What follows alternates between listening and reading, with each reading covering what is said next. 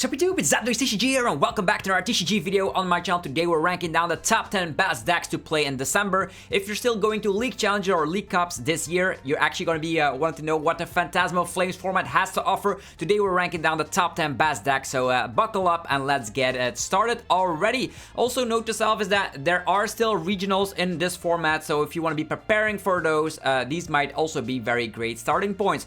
The first one up on the menu is Alakazam. I actually got beat by this exact 60 when I was playing the Stuttgart regionals, and I think Alakazam is very nice as the 10th spot. It is a one prize Pokemon, now coming packed with Battle Cage to protect yourself from, of course, damage counters being placed on your Pokemon on the bench, which is great.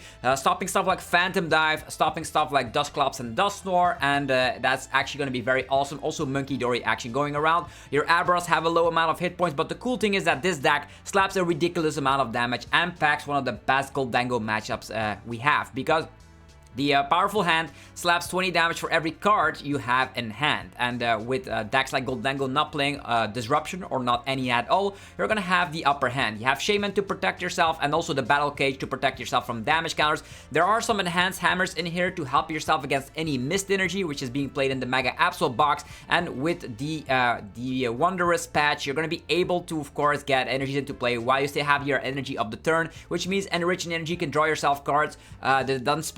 The Dunsparce with the Runaway Draw can draw cards. We have the Kadabra, the Alakazam, and Dawn stitches it all together quite nicely. Another new card from Phantasmal Flames. For me, this is a fantastic, one prize deck that deserves its spot here on the number 10.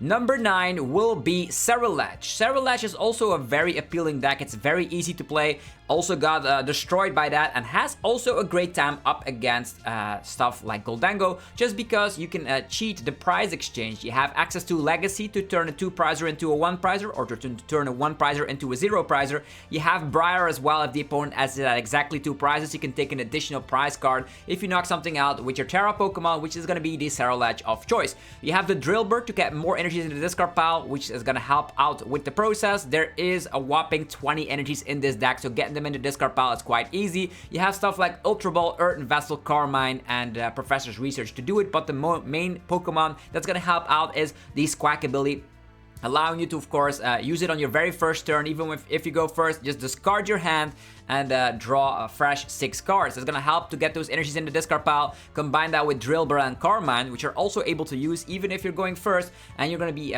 winning quite easily. And you're slapping a ton of damage. You only have to be careful about the fact that there are still some archetypes out there that might give you a lot of trouble. I think about something like a Marnie's Grimmsnarl, which can use that TM Devo, even if you do come back with 270 HP. That's why the 80 HP Charcadats are very good. They also protect yourself against stuff like Soul Rocks, which can, of course, one-shot your Charcadats otherwise. So another cool thing is the Blowtorch, allowing you to discard a fire energy from hand, and then you're going to be able to discard a tool or a special energy from one of your opponent's Pokemon. Is also going to be very, very useful. You can knock off Bravery Charm, but you're also going to be able to knock off sometimes a Neo Upper Energy from a Dragapult player, which can get them definitely a turn behind. So Ceruledge, number 9. Number 8 is a new one, and I think it's a very cool one indeed. It is going to be Mega Lopunny.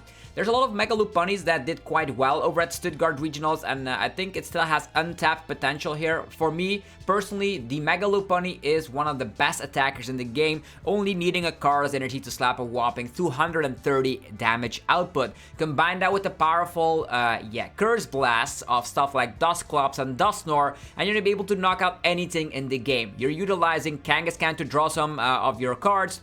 You have the Pidgeot EX for the mid to late game, so you can pinpoint exactly where you need to go. You can get any card you want from the deck with that powerful Quick Search, and you can even slow the opponent down with the help of the Budu. If you want to have your turn 1 attack, even going second, there's even a Fan Rotom in here. This is a very nice starting point. If you're a fan of a new archetype, this is going to be very good. Another cool thing is that you come back with Klefki, allowing you to shut down stuff like the Psyduck, which can prevent your Dusclops and Dusknoirs from blowing up. I think it's a very cool archetype, and I will have to revisit it at one point. Number 7 is going to be Tera Box. This Tera Box is actually very strong because not a lot of archetypes are playing Shaman at the moment, which means you can punish them quite easily with the help of Wellspring Ogerpon. A lot of archetypes in this format also want to be going second.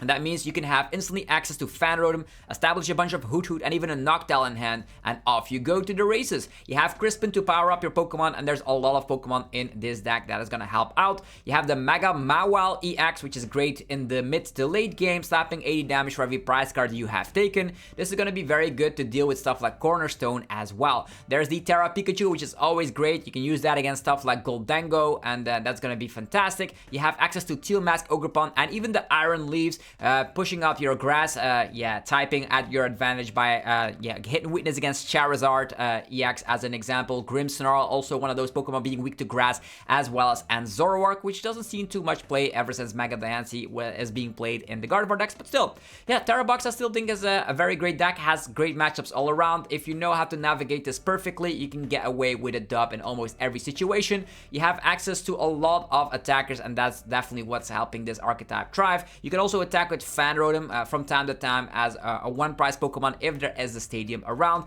Tool Scrapper is going to help out against like Bravery Charms.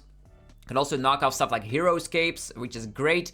And another great thing is that with the Tool Scrapper, like any tool card that you might have trouble with, think about a Bravery Charm onto something like a Mega Kangaskhan, knock that off with the Tool Scrapper and just one-shot them with the Tera Pikachu. Very good archetype still in this format, and for me, it deserves its spot on the number 7 here. I think it's a nice starting point if you're actually wondering how to be building an archetype like this. I'm always a big fan of the Iron Bundle in here as well. So yeah, Tera Box, number 7. Number 6, the Marnie's Grimmsnarl archetype.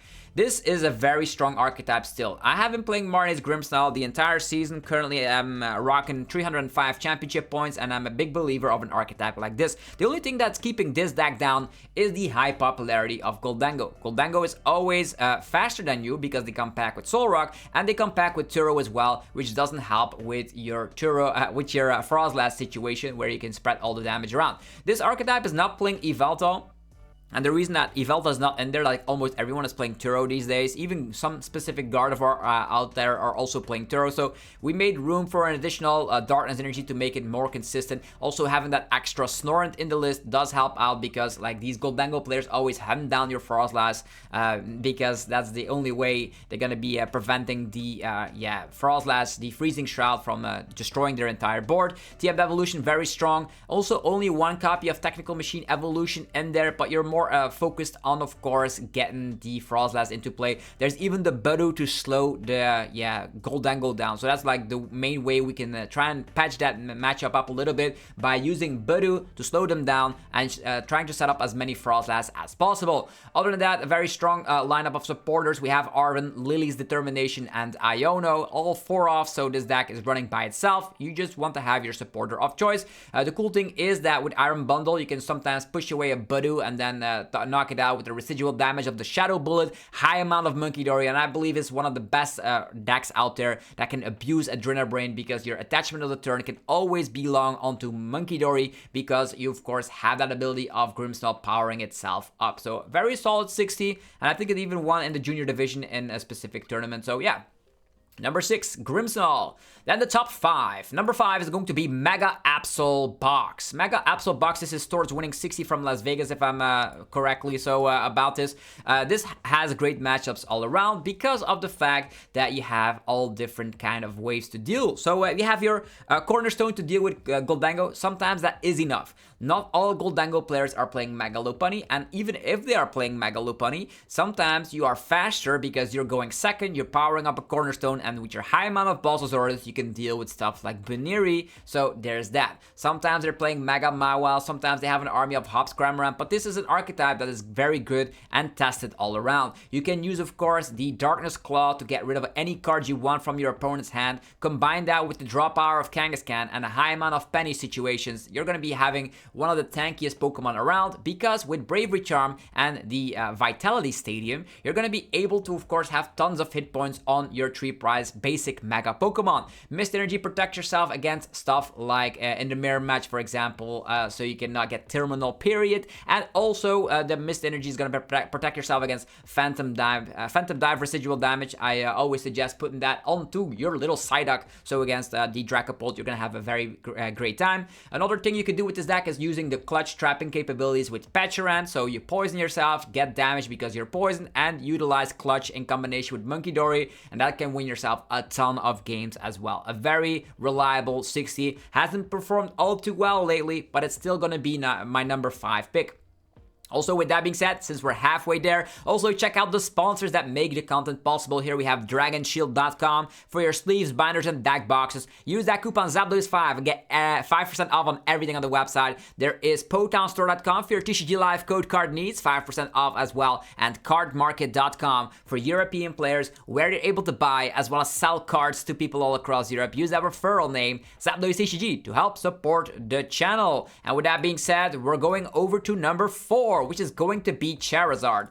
Charizard Noctowl was the deck that won in Stuttgart, but I'm still a big believer of actually not playing the Noctowl version of the archetype with Dawns, but just going with the classic route because it has some more options in my opinion. So this is actually going to be Oyvind's list. So we have a 2-1-2 line of Pidgeot EX. We have a 2 line of Charizard EX. Of course, you're going to be utilizing the Charmeleon from the new Phantasmal Flames set, and also a 1-off 80 HP Charmander, which is going to be working miracles, definitely up against stuff like, for example, Dragapult, which is always a scary matchup. We have access to the Chiyu, which is going to be your main way to deal with Gholdengo, and that's going to be one of your better matchups if you're able to get the Chiyu out. Dusknoir still very powerful, and of course you need the Klefki to shut down potential Psyducks. You have Briar to cheat out an additional prize when the opponent is at exactly 2 prize cards, and this is also playing the secret box, so you can get, if you have an Arven, you can just get everything out, because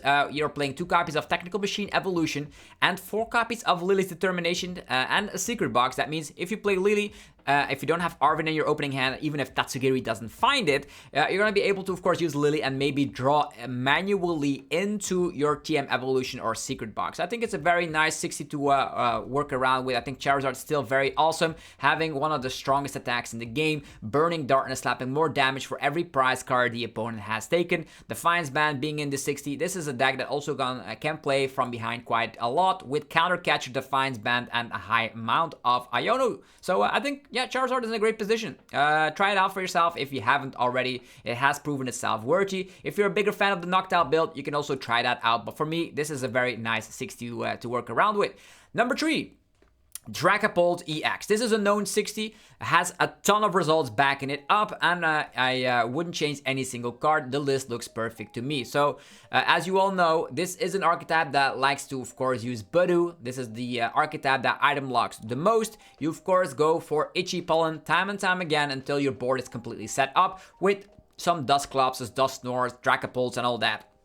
You also come back with a very great draw engine in the form of the Recon Directive of the Dracloak. You have a late game sweeper in the form of Blood Moon Ursaluna, and if you're able to manage your board perfectly, there's a lot of things you can do. You have Adrena Brain Power by your side as well, with of course the high amount of Luminous Energy. You can make quick work of the Adrena Brain combined with Curse Blast, combined with Phantom Dive to actually swoop up any field imaginable. Halucha is the MVP because if you see 70 HP basics, they're gonna be going down quite quickly, and the Jamming Tower is fantastic. There's a lot of archetypes relying on Technical Machines, whether it's Technical Machine Energize, Turbo Energize, or as a Technical Machine Evolution. They're gonna be, of course, relying with that on the very first turn. If you have your Jamming Tower, it's gonna be working miracles, and it also shuts down stuff like Bravery Charm, Hero Escape, and all that, tool mechanics. More in particular, also Air Balloon up against Gholdengo, so you can counter catch or a Genesect, slap down the Jamming Tower, go for that Iono, and hope they are stuck.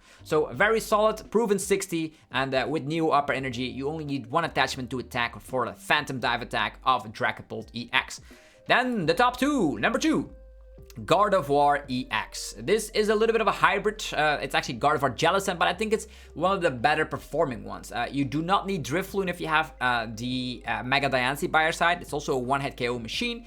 If I'm being honest, and it also comes back with a different weakness. It is weak to metal instead of darkness, which helps out miracles up against Grimmsnarl and Zoroark, which is awesome. It can also help out a ton against stuff like Charizard, and I also love the inclusion of 1 copy of Turo in there. Not only can you remove yourself from clutch plays, which sometimes happen on your Fazendipity, you're going to be able to use the Turo to heal yourself up completely, definitely because the residual damage, actually the damage done to a Mega Diancie is reduced by 30. Combine it with a Bravery Charm and and some Monkey Dory action, and you have a quite tanky beast by your side. Lily's Clefairy is still a must if you want to be winning against Dragapult, and with, of course, the item locking capabilities, you're going to be able to have a great time up against any Gholdengo deck that is not prepared for item lock. I know some people are testing out Levincia Stadium. Sometimes that works out, but it is not always enough. I think item lock is still very strong to have, and that's why the 2-2 line of the Jellicent is still in there. A 2-1-2 line of Gardevoir EX might seem a little bit tricky to deal with, but because you have Mega Diancie, you can always go for like, I would say Nazball or Ultra Ball, get your Mega Diancie and attach with the turn there. That could always be a very nice, solid attacking option. I think if you want to be improving this 60, you could. There's still 3 stadiums in there. You can go like to 2 stadiums and add in additional rolls again, but this is a 60 that has performed quite well already. You also come back with 3 copies of Rare Candy, so you're having a little bit of the turbo-ness behind you, while having the defensive line with stuff like Frelish and the Jellicent. So solid 60, test it out for yourself. Gardevoir is still one of the strongest decks in our metagame. And then number 1, the undisputed champion here, it is going to be Gholdengo. This is a very solid 60 piloted by Owen Cameraman, and I really like the 60. Not only do you come back with Mega Lopunny, which can deal with Cornerstone, you also come back with Hobbs Cramorant, which is ideal in the mirror match, and also can work Miracles up against one-price archetypes, for example, an Eaton's Typhlosion or an Alakazam, which otherwise can just completely annihilate you. So there is that. We can back with the Technical Machine Evolution, so you can get your Pokemon into play quite quickly, even underneath item lock. There is still a world where you can get out 2 Gholdengos if you want to. The Technical Machine Evolution could also be very useful to get your Mega Lopunny into play, because as soon as you get it into play, the following turn is going to be striking for 230 damage output, which is more than enough to deal with Cornerstone. I think it's a very, very solid 60, and also still comes back with some defensive powers. We have Picnic Basket to heal 30 from all the fields, which is very great to get rid of some Monkey Dory damage, and also coming back with Professor Sturo scenario. So both of these is going to help you out.